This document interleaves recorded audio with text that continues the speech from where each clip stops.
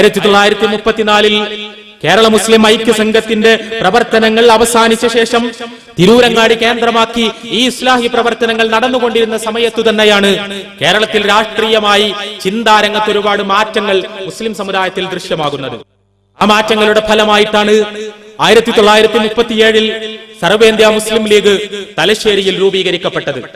1937 സർവേന്ത്യാ മുസ്ലിം ലീഗിന്റെ കേരളത്തിലെ ആദ്യത്തെ ശാഖ തലശ്ശേരിയിൽ രൂപീകരിക്കപ്പെടുകയാണ്.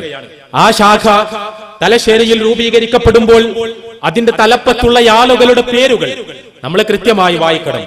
ഒന്നാമത്തെ പേര് ഹാജി അബ്ദുൽ സത്താർ ഇസ്ഹാഖ് സേഠ് സാഹിബ് എന്നാണ്. രണ്ടാമത്തെ പേര് ബി പോക്കർ സാഹിബ് എന്നാണ്. മൂന്നാമത്തെ പേര് KM സീതി സാഹിബ് എന്നാണ്. നാലാമത്തെ പേര് PV മുഹമ്മദ് മൗലവി എന്നാണ്. ഇവരെല്ലാവരും ചേർന്നാണ് തലശ്ശേരിയിൽ മുസ്ലിം ലീഗിന്റെ ശാഖ രൂപീകരിക്കുന്നത്. മുസ്ലിം സമുദായത്തിന്റെ പൊതുവായ അഭ്യുന്നതിക്ക് വേണ്ടി, മുസ്ലിം സമുദായത്തിന്റെ പുരോഗതിക്ക് വേണ്ടി, മുസ്ലിം സമുദായത്തിന്റെ അഭിമാനകരമായ അതിജീവനത്തിനു വേണ്ടി സമുദായം രാഷ്ട്രീയമായി സംഘടിക്കണം എന്ന ചിന്ത സജീവമായപ്പോൾ ആ ചിന്തയുടെ അടിസ്ഥാനത്തിൽ മലബാറിൽ മുസ്ലിം ലീഗ് പ്രസ്ഥാനത്തിന് ജന്മം കൊടുത്തത് യഥാർത്ഥത്തിൽ ഇസ്ലാഹി പ്രസ്ഥാനത്തിന്റെ നേതാക്കളാണ്. ഇവരെല്ലാവരും അന്നത്തെ ഭാഷയിൽ പറഞ്ഞാൽ ശുദ്ധ വഹാബികളായിരുന്നു.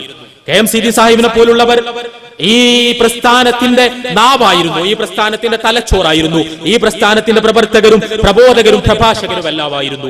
അവരുടെ നേതൃത്വത്തിലാണ് മുസ്ലിം ലീഗിന്റെ ശാഖ തലശ്ശേരിയിൽ രൂപീകരിക്കപ്പെടുന്നത്. തലശ്ശേരിയിൽ രൂപീകരിക്കപ്പെട്ട ഉടനെ തിരൂരങ്ങാടിയിലും മുസ്ലിം ലീഗിന് ഒരു ശാഖയുണ്ടായി. ആ ശാഖ രൂപീകരിച്ചത് മഹാനായ KM മൗലവി സാഹിബ് തന്നെയാണ്. KM മൗലവിയുടെ നേതൃത്വത്തിൽ തിരൂരങ്ങാടിയിൽ ഒരു ശാഖയുണ്ടായി. KM മൗലവിയുടെ നേതൃത്വത്തിൽ ഇവിടെ മുസ്ലിം ലീഗ് പ്രവർത്തനങ്ങൾ നടന്നു. കോഴിക്കോട്ടും ഇതുപോലെ മുസ്ലിം ലീഗിന് ശാഖയുണ്ടായി.